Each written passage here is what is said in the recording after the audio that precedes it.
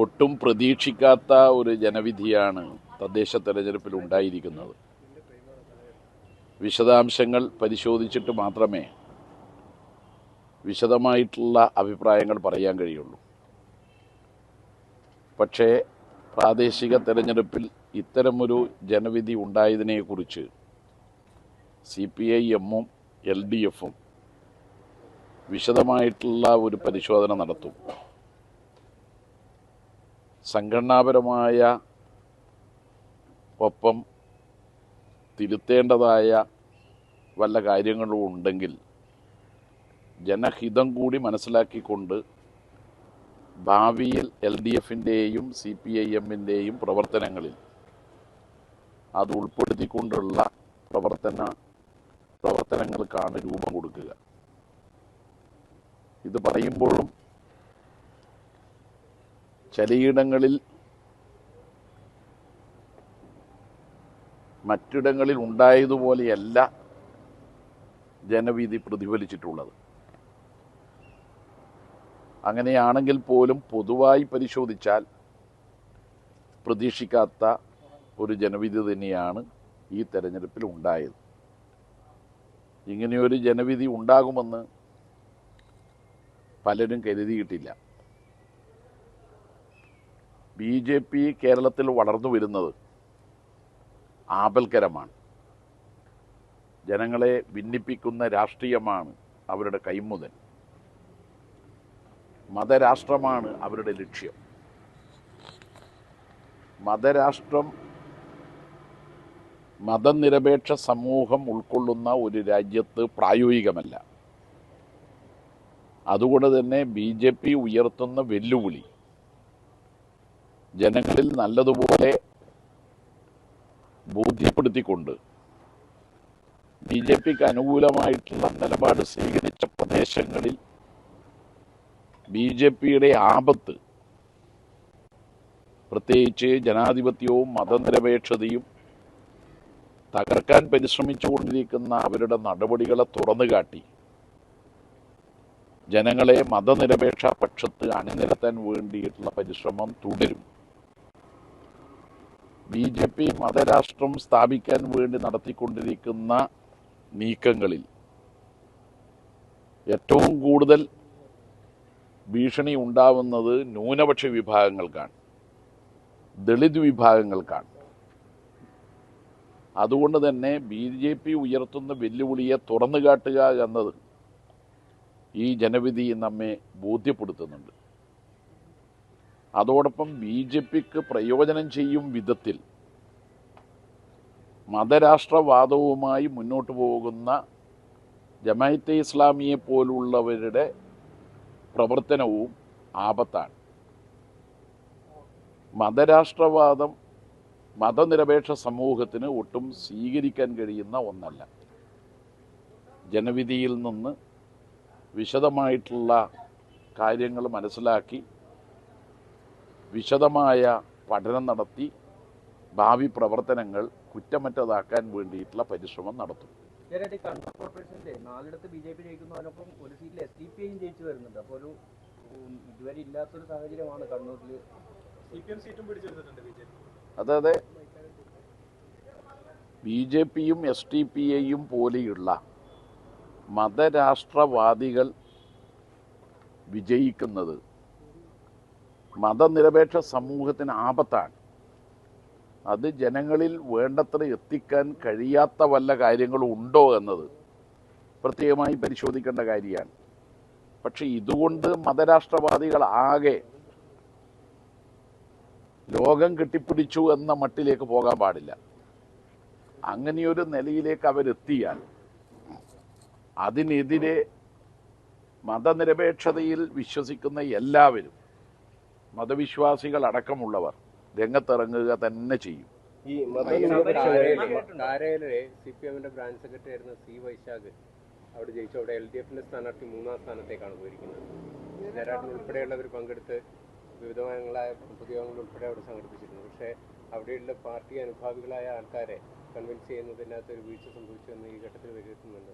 അതാണ് ഞാൻ പറഞ്ഞത്. സംഘടനാപരമായി ഏതെങ്കിലും ഒരു പ്രദേശത്ത് വീഴ്ച സംഭവിച്ചിട്ടുണ്ടോ എന്നത് പാർട്ടി വിശദമായി പരിശോധിക്കും.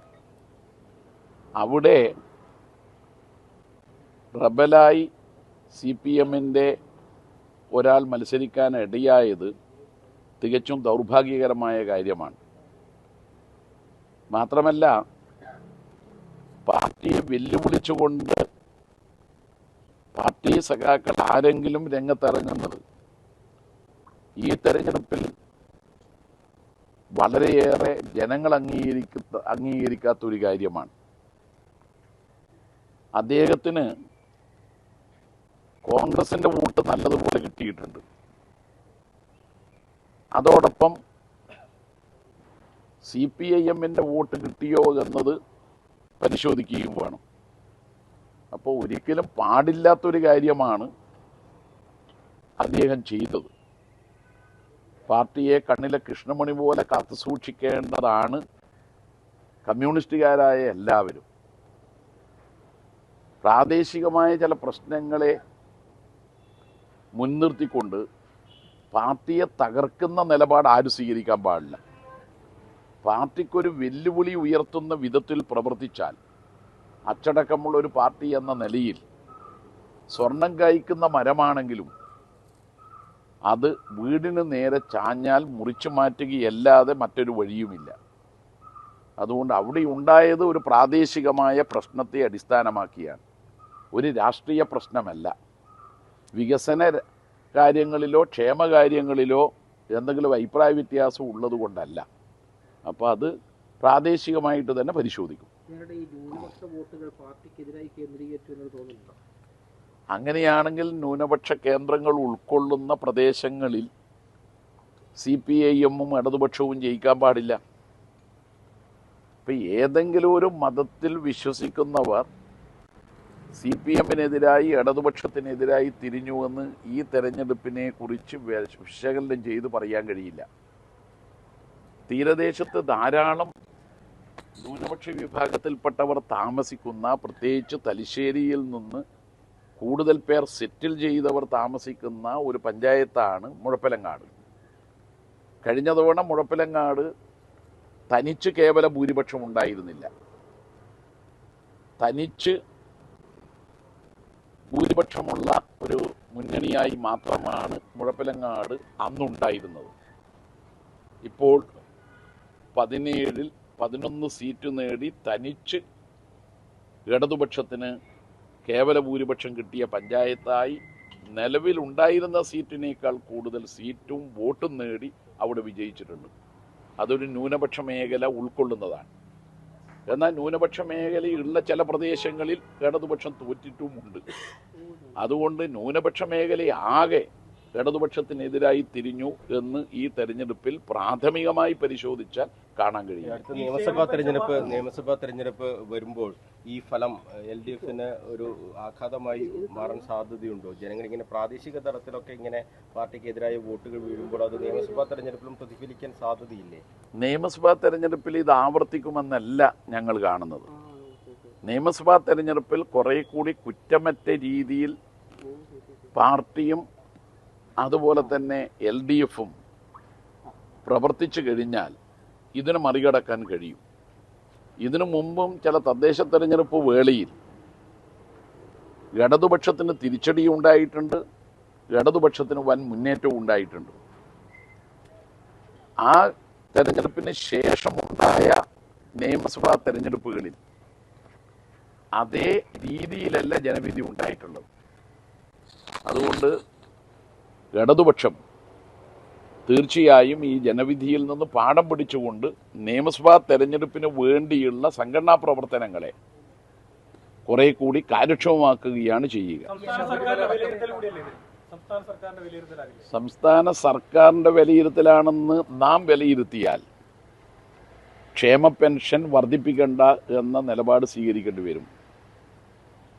35-നും 60-നും മധ്യേ പ്രായമുള്ള മഞ്ഞക്കാർഡും പിങ്ക് കാർഡുമുള്ള കുടുംബങ്ങളിലെ സ്ത്രീകൾക്ക് സ്ത്രീ സുരക്ഷാ പദ്ധതിയുടെ ഭാഗമായി 1000 രൂപ കൊടുക്കണ്ട എന്ന നിഗമനത്തിൽ എത്തേണ്ടി വരും. അതുൾപ്പെടെയുള്ള നിരവധി കാര്യങ്ങൾ ഇടതുപക്ഷ ഗവൺമെൻറ് ചെയ്തിട്ടുണ്ട്. അതുകൊണ്ട് സംസ്ഥാന സർക്കാരിനെതിരായി വിലയിരുത്തലാണെങ്കിൽ ക്ഷേമ പെൻഷൻ 2000 രൂപ വർദ്ധിപ്പിച്ചത് തെറ്റാണെന്ന് വിലയിരുത്തേണ്ടി വരും. അത് തെറ്റാണെന്ന് ജനങ്ങളാരും പറയുന്നില്ല, ഞങ്ങളും കാണുന്നില്ല. പണി തന്നു എന്നാണ് എം എം മണി ഇപ്പൊ പറഞ്ഞിരിക്കുന്നത്. അതായത് ആനുകൂല്യങ്ങൾ കൊടുത്തു, തെരഞ്ഞെടുപ്പിൽ വിജയിപ്പിച്ചില്ല. അല്ല, അങ്ങനെ പറയാൻ കഴിയില്ല. ആനുകൂല്യങ്ങൾ നൽകുന്നതും ജനങ്ങൾ വോട്ട് ചെയ്യുന്നതും തമ്മിലുള്ള പൊരുത്തമുണ്ടാകണമെങ്കിൽ ആനുകൂല്യങ്ങളെക്കുറിച്ചും ആനുകൂല്യങ്ങൾ നൽകുന്ന സർക്കാരിൻ്റെ പ്രവർത്തനങ്ങളെക്കുറിച്ചും ജനങ്ങളെ ബോധ്യപ്പെടുത്തണം.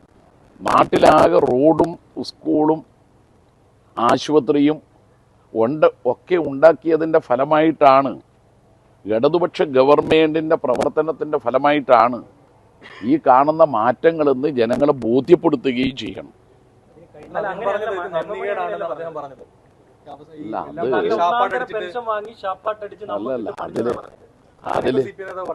അല്ല, അതില് നമ്മൾ കാണേണ്ട പ്രശ്നം ഇതെല്ലാം ചെയ്തല്ലോ. 10,000 കോടി രൂപയുടെ ആനുകൂല്യങ്ങൾ ഒക്ടോബർ 29 മന്ത്രിസഭാ യോഗം കേരളത്തിൽ പാവങ്ങൾക്ക് വേണ്ടിയിട്ട് പ്രഖ്യാപിച്ചതാണ്. അത് പലതും കൊടുത്തു വരികയാണ്. അപ്പോൾ എന്നിട്ടും ഇടതുപക്ഷം എന്തുകൊണ്ട് തോറ്റു? ഇതാണ് സൂക്ഷ്മമായി പരിശോധിക്കേണ്ട കാര്യം. അല്ല, അങ്ങനെയൊക്കെ പരാമർശം നടത്തുന്നത് തോൽവിയുടെ ഭാഗമായി ഉണ്ടാകുന്ന പരാമർശമായിട്ട് കാണുക, അല്ലാതെ അത് അങ്ങനെ ആവണമെന്ന് ആരും ആഗ്രഹിക്കില്ലല്ലോ. പെൻഷൻ കൊടുക്കണ്ടെന്ന് ആരും ആഗ്രഹിക്കില്ലല്ലോ.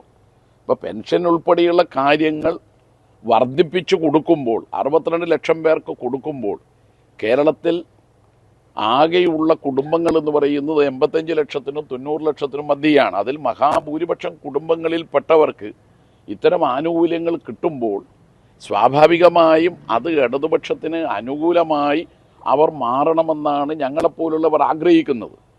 അത് മാറാതിരിക്കുന്നതിനുള്ള കാരണങ്ങൾ എന്തെന്ന് കണ്ടെത്തണം.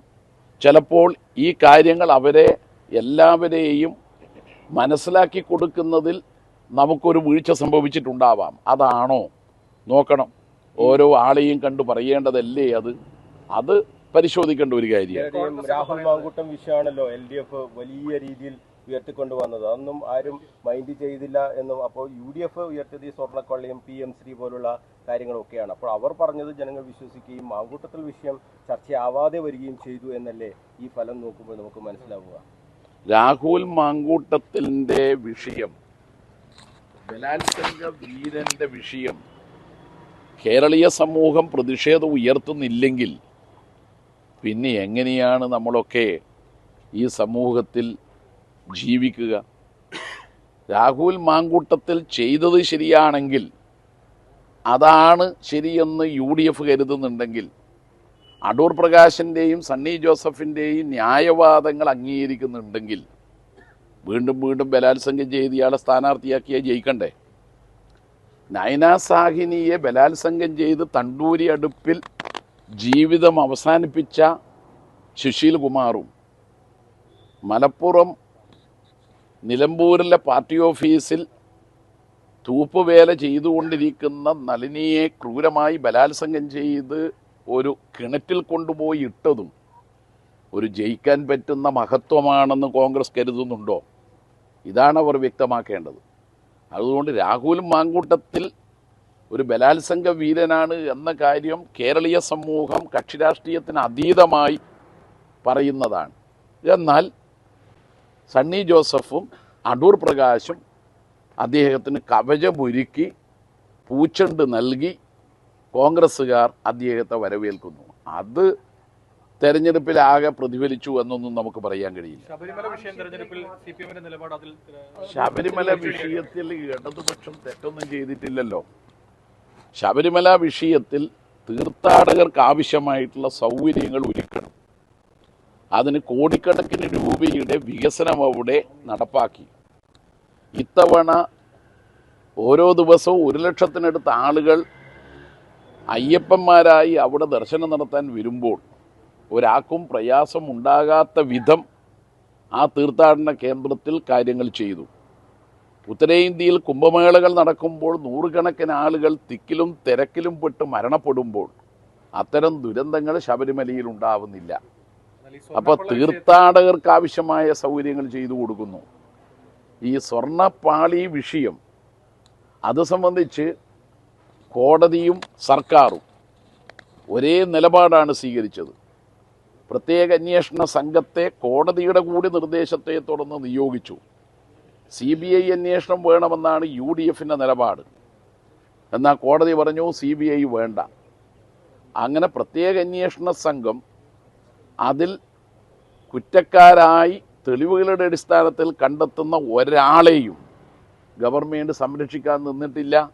മാത്രമല്ല പാർട്ടിയും ആ നിലപാടിൻ്റെ കൂടിയാണ്. അദ്ദേഹത്തിന് രണ്ടുപേര്, അതിപ്പോ വാസു ആവട്ടെ പത്മരാജനാവട്ടെ, രണ്ടുപേര് ജയിലിലാണ്. ആ സാഹചര്യത്തിൽ അതൊക്കെ സംഘടനാപരമായി പരിശോധിക്കേണ്ട കാര്യമാണ്. പക്ഷെ ആ വിഷയത്തിൽ ഇല്ല, അതിനൊന്നും സംരക്ഷണം കൊടുത്തില്ല എന്നതുകൊണ്ടാണല്ലോ ജയിലിൽ കിടക്കുന്നത്. സംരക്ഷണം രാഹുലിന് സംരക്ഷണം കൊടുത്തപ്പോ പൂച്ചെണ്ട് കൊടുത്തിട്ടല്ലേ സ്വീകരിച്ചത്? അതുപോലെയൊന്നും പൂച്ചെണ്ട് കൊടുത്തില്ലല്ലോ. വേണ്ട, പൂച്ചെണ്ട് കൊടുക്കുന്ന ഒഴിവായിക്കൂടെ? അതേന്ന് പൂച്ചെണ്ട് കൊടുത്ത കോൺഗ്രസും ഇത് പറ പൂച്ചെണ്ട് കൊടുത്തത് ന്യായീകരിക്കുന്ന മാത്രമല്ല, രാഹുൽ മാങ്കൂട്ടത്തിലിനെ കുറിച്ച് അടൂർ പ്രകാശ് പറഞ്ഞത് എന്താ? അദ്ദേഹത്തിന് AI വഴി ഇങ്ങനെ കള്ളത്തെളിവുണ്ടാക്കിയതാണ്.